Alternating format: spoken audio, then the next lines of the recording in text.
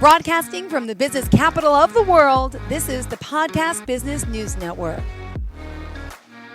And we are back with Tony Mantor today. He is a musician, artist, manager, producer, director, you name it. He does a lot from Nashville, Tennessee. We're going to welcome Tony back to the show. How are you today?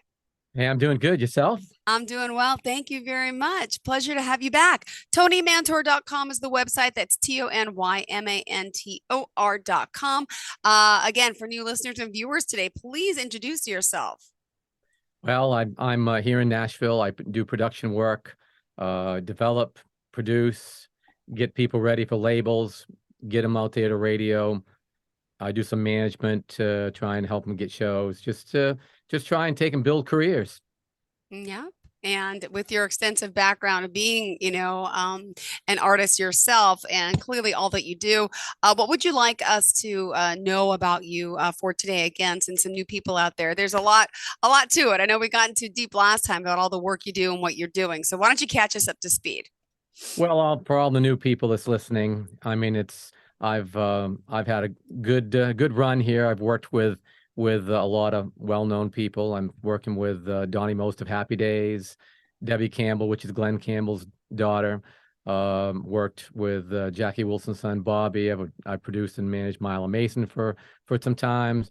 I've had a pretty good career. I can't complain. I'm still here in Nashville and just keep working, developing, and trying to help people get to where they want to be with their goals. Mm-hmm. And by the way, you told us, what you started working on a special project. Could you give us the background to that and talk about how that is going? Well, absolutely. I've been working for the last probably since last midsummer of last year. I've been working on a project that supports autism awareness and acceptance and understanding around the world. I've done a video for it. It's got over, I don't know, 215,000 views. Been doing a lot of interviews on podcasts and radio and TV, around the world. And last Friday, I started a documentary on it. So it's going well. I mean, I couldn't ask for anything better. Great. Congratulations. And by the way, tell us about how we can actually, one of your current songs and videos. How do we reach you besides Tony Mantor, social media wise, YouTube wise? How can we find you? Well, I mean, of course, TonyMantor.com. Then they can go to my plateaumusic.com, which is my label that follows all the artists I'm working with.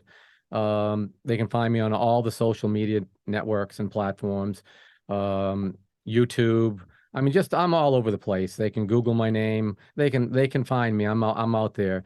And if people want to contact me, send me messages or whatever, I definitely am open to that, because that's one of the things that I've really enjoyed with doing this video and documentary on autism, is that I've had cousins, brothers, sisters, parents, grandparents, tell me their stories about how they have autism in their family and how they cope with it and how they work with it and what they have to do. And they've opened my eyes a lot, and they've educated me on a lot of things, and it's been a really joy to get to meet and talk with some of the people that want to be part of it.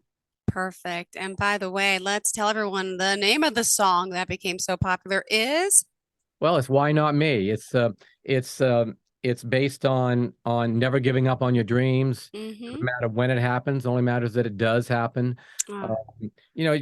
Just positivity. I mean, there's so much negativity in this world that people want to take shots at people and do different things. And I don't buy into that philosophy. I want to take and be positive, build people up rather than tear them down, and just help out any way I can. So this song just kind of grew legs on itself, and I wound up working with people in the autistic world, and it's just kept growing and growing. And kind of like when we release records to radio, we put it out there, and we hope that with the promotion people that we hire to get to help the gatekeepers open the gates and get the song played, we hope that eventually it grows legs on its own. Yeah. And that's exactly what's happened here. I mean, we've just kept putting different things out there, press releases, just talking with people, interviews, and it's kind of grown its own legs, and it's building all by itself. Got it. Well, let's talk more in particular now about this documentary. The overall goal. When do we hopefully plan on seeing it? And tell us again how you were contacted about it, if you don't mind, with all the work you did with the song. Well, I was interviewed for a documentary that's going to be done about Nashville and how it's changed over the last 25, 30 years. So I helped out a lot on some of the music for the documentary, and did some demos for them to help them out. And then they just kind of brought up, it's like, have you ever thought about doing a documentary for autism? And I told them that I had, but I had to get some other things in place first so that I could take it step by step. So, I mean, he just helped me out and got me in contact with some people, and one thing led to another. And I've got the script already written. It's all done by a Hollywood script writer, and so we've got it all in place. And now it's just going to take a matter of time of filming, I mean, you film it, and then you get into the editing part, and I mean, it could take several months, but the cool part about it is that I'm finding, and I don't know Mm-hmm. what's going to happen yet, but Yeah. I mean, just last week, I mean, I talked with a charity here in Nashville called Our Place Nashville, and they helped special needs and autistic people with housing Mm, and apartments, and getting their life started. Give them a chance to yeah. be out on their own, so to speak. And I spent I spent a couple hours with them, just filming and going back and forth with questions and all that. And when I finished up, I mean, I sat back and I realized that a lot of your documentaries are hour and a half. There was just no way possible I'm going to be able to get into everything that needs to be said and Yeah. addressed about autism in an hour and a half. True. So I don't know what's going to happen. This is just in the back of my mind, but I'm also going to start talking to him possibly about a docu-series, and really build it up so that we can hopefully do some really good things and big things for him. Amazing. This is amazing work you're doing, Tony. And thank you for joining us here again. You've been doing quite the podcast round, checking out your social media. You've been busy. Tell us.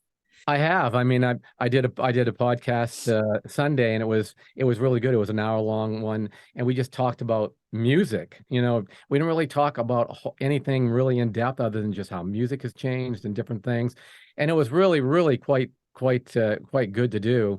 And then I had one yesterday with some people, with actually a presenter in southern France, and he's got several different platforms of shows, and he does radio show up, I think, like over 100 radio stations around the world.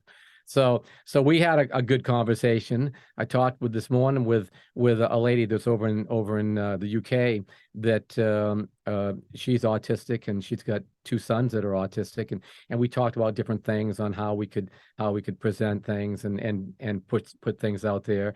I've got one tomorrow, and then Hmm. one Friday. So I mean, and then plus I'm doing my TV and interview things that I've been doing. So it's been really quite good. All right. Well, we're excited to have you here. And for today's show, what else did you want to share with everyone about the work you're doing? And of course, you're also representing artists. I don't know what avenue you want to go down to today. Well, what's kind of cool is I released Debbie Campbell, which is Glenn Campbell's daughter, Hmm. a song called Sunflower that Glenn did back several years ago, and it was written by Neil Diamond, and so we covered that song because it was a really good song, and we released it over in the UK, and this is just another one of those things that what I was just saying, earlier about growing legs all by itself. What we wasn't really promoting it heavy to any charts or anything, because we wanted media to pick it up and just build it and get a bigger presence over there so that we can get performances. And all of a sudden it just started growing legs. It's number 27 in the country right now in the chart. So I mean, I'm really happy on that, because we're growing on that and building, and just gives a lot of possibilities that can happen for her over there. Yeah. Oh my goodness. Congratulations. That's exciting. How did you originally meet up with Debbie? Would you mind sharing a little bit of your background and history with her? And Sure. Um, well, Debbie was a friend of Bobby Wilson, and that's Jackie Wilson's son. And I mean, for anybody that doesn't know Jackie Wilson, they need to look him up because he was Mhm. the, an iconic soul singer back in the 60s and 70s, and he was one of the people that Michael Jackson wanted to emulate, and Bruno Mars, along copied a lot of you know influenced got a lot of influences from him. So Bobby and Bruno was together, Mhm. during Bruno's formative years, in his teens, and and then Bobby and I wound up working together, and I produced and managed him for 8 years. And he knew Debbie, and they were kind of in that same circuit, doing different things. And he told her, he says, "Man, you need to call Tony." He goes, "Because you need to take and do some stuff for your dad and all that." Yeah. So we started actually producing her album, which was a tribute to her father, right before he died. We didn't get it quite finished before, but we got it done, and then we released it the next year on his birthday. Wow.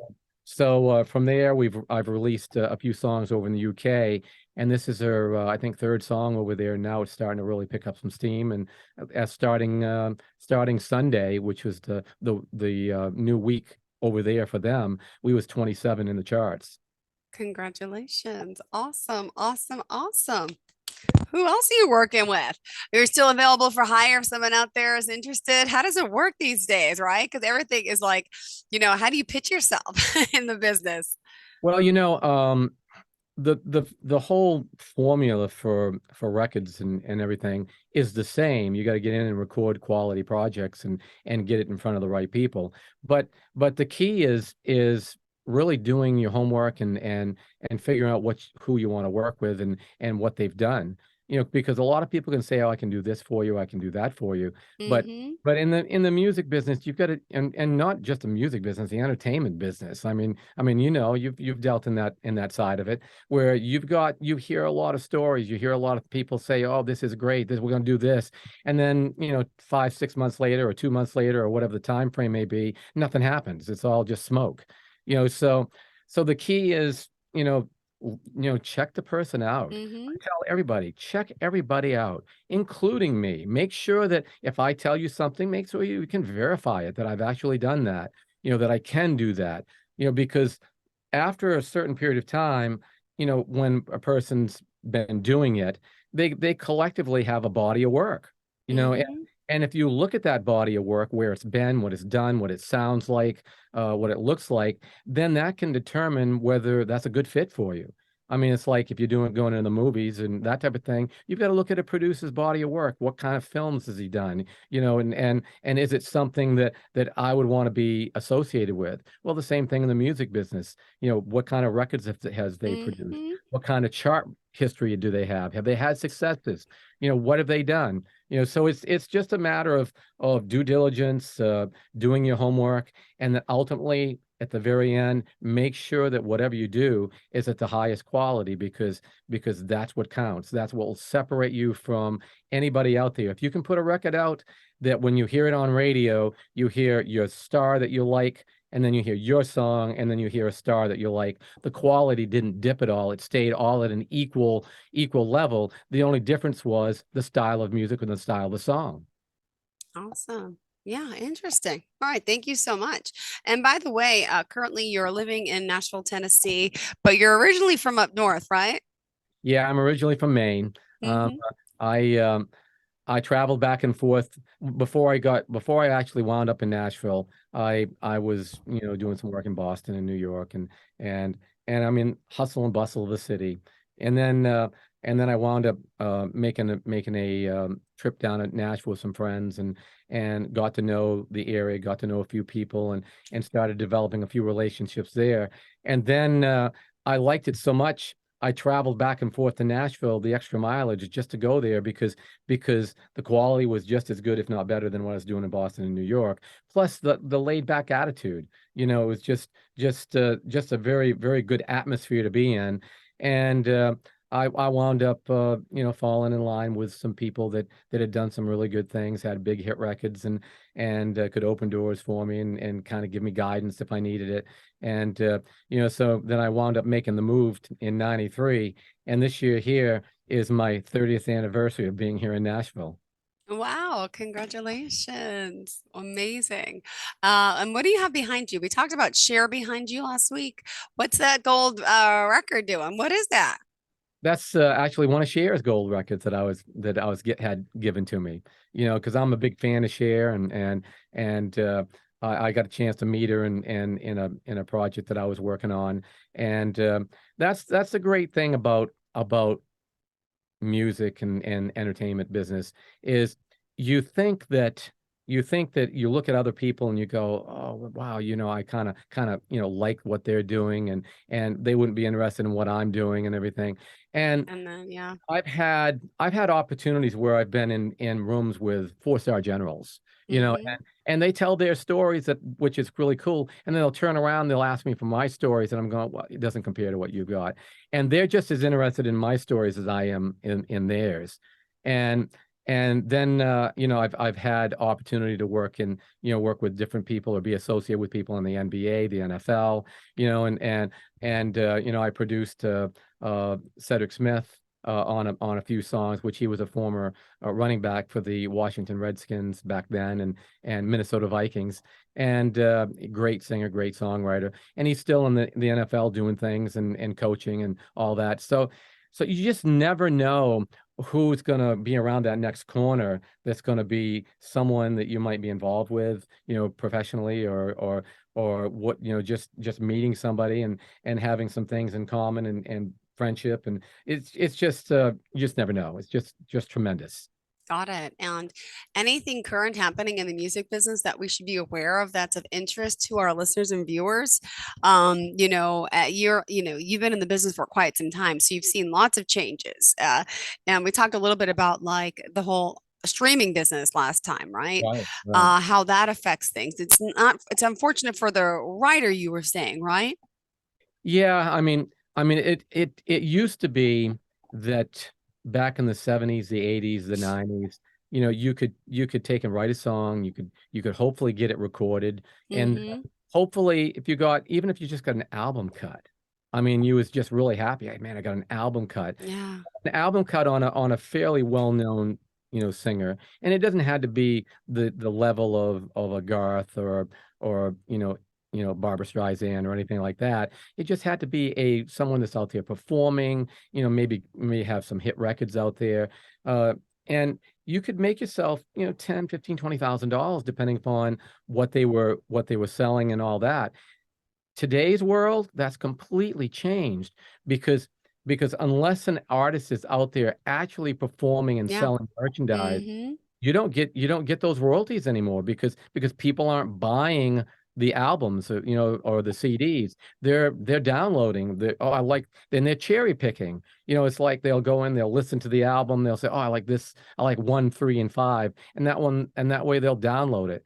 And if they download it, that'd be nice if they're downloading it because they're buying it. But lots of times they're on Spotify or whatever, and they're paying their $9.99 or whatever Spotify charges per month now for the different levels, and they're basically renting the song because they can download it and put it on their playlist, but they're not actually buying it. So they're streaming and they're listening to it, and the writer only gets fractions of pennies for every time it's streamed rather than 10 cents a cut. So you take that fractions of a penny and then you multiply it by how many times it would have to get streamed in order to make what you would make if you were selling it. It's just outrageous. Amazing in the business that you've seen. What else is next for you? With this documentary, clearly, is that taking up most of your time and day and efforts? It's an exciting feat. And what else is going on for you? Well, it's because I've got Debbie over in the UK. I'm getting ready here in a couple of weeks to release Donnie Most, single here in the US. So that'll keep me busy. And I continue to work on different ways to promote and get the word out about the documentary, about the video that I'm doing. and hopefully, that our next time here in 2 weeks, I'll have another announcement on the next episode of my video, which could be kind of cool. Ooh, interesting. Is that a little tease to something that's up and coming?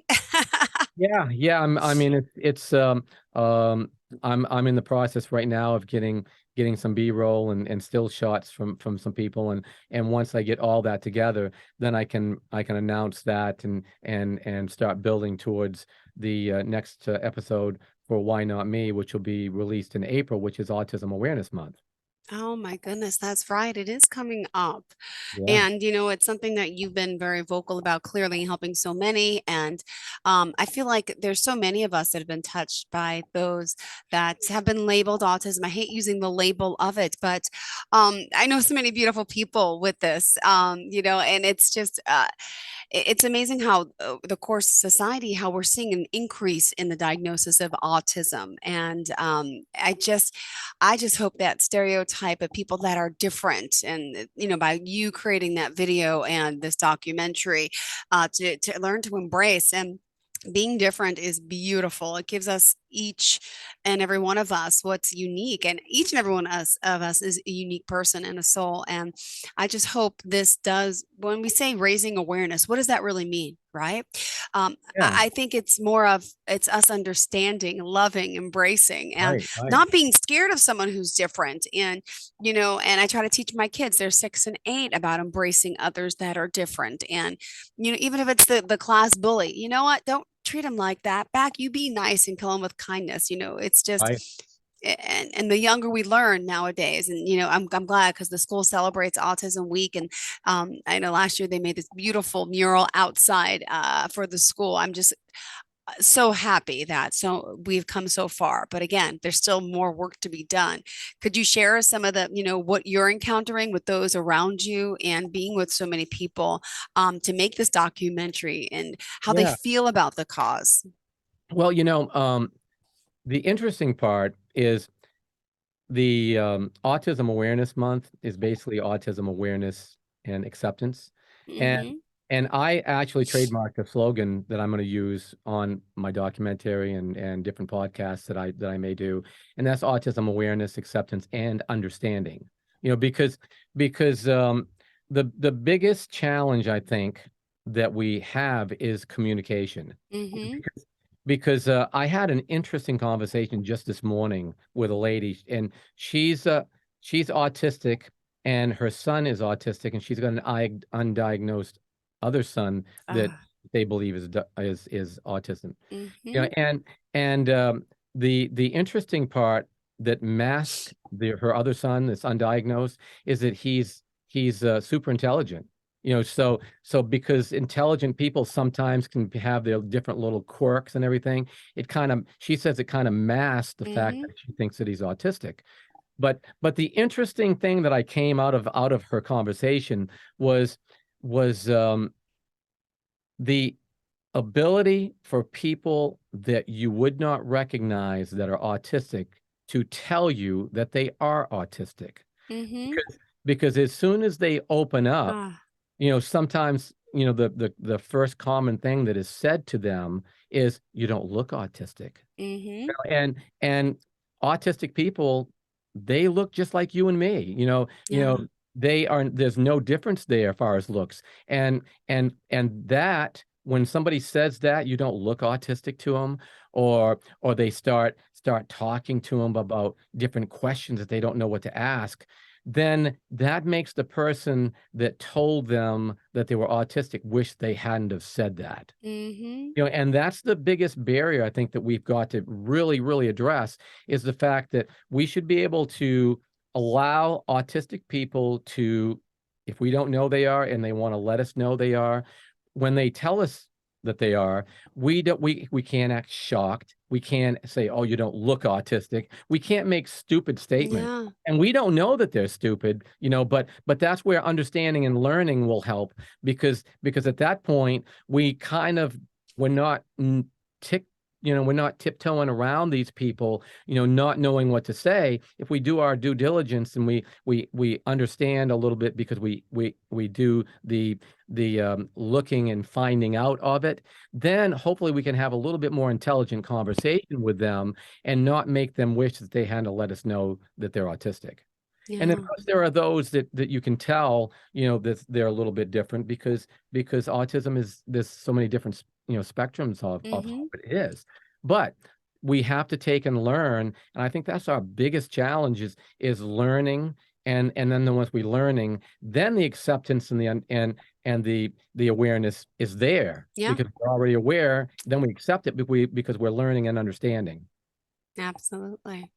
Well, we appreciate all you're doing to help increase the awareness, and this project is amazing, and cannot wait. Do we have an expected completion date for it? Just curious, or is that? I'm hoping that sometime this summer, I'll get to the point of where I can start editing, because I've got the charity that I interviewed, and I've got a doctor I want to interview, and then I've got an autistic person that has shown that they're interested in doing this, and then I want to talk with their parents, because the way that people that are autistic handle it is completely different the way their parents or siblings or Mm-hmm. relatives would handle it. So it's not just the family that we have to, the person within the family that's autistic that we have to take and understand, but I think it's getting to the approach of where we have to have the family understanding.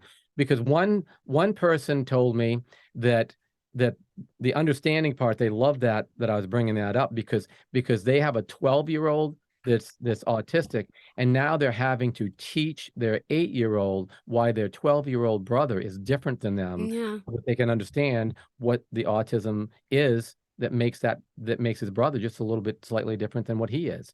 So it's a whole family thing. So there's Yeah. just so many layers of what we have to take and do to acknowledge and understand, and kind of make things a little bit smoother for everybody. Yes. Well, Tony Mantor, pleasure having you here again live on the show. Would you mind sharing all forms of contact, how we can reach you? Sure, they can reach me at plateaumusic.com. That's my label that will keep them up to date with all the artists and releases that we're doing.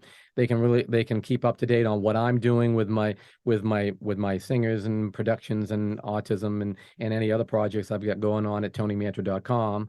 Then, of course, I'm on all social media platforms at Tony Mantor, and they can go to YouTube, Tony Mantor, and then Google, will lead them to all those things. So I'm pretty available. Great. Thank you so much. Looking forward to it. Really, again, pleasure having you here. Have a fantastic day, an even better week. It's the middle of the week. We'll get through it together, and looking forward to we meet again. I guess it's 2 weeks from now, right?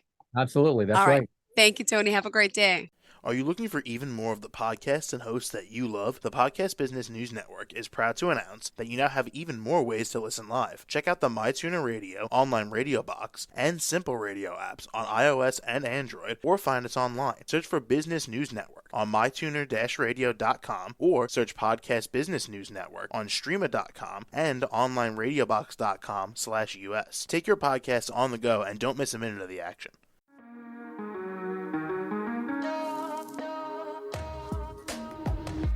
Broadcasting from the business capital of the world, this is the Podcast Business News Network. For nearly 2,000 severely injured veterans, everyday life has become filled with barriers. Day-to-day simple tasks can become pretty daunting. I have to carry my chair up 2 flights of steps or have somebody do it for me. What scares me the most is just the falling.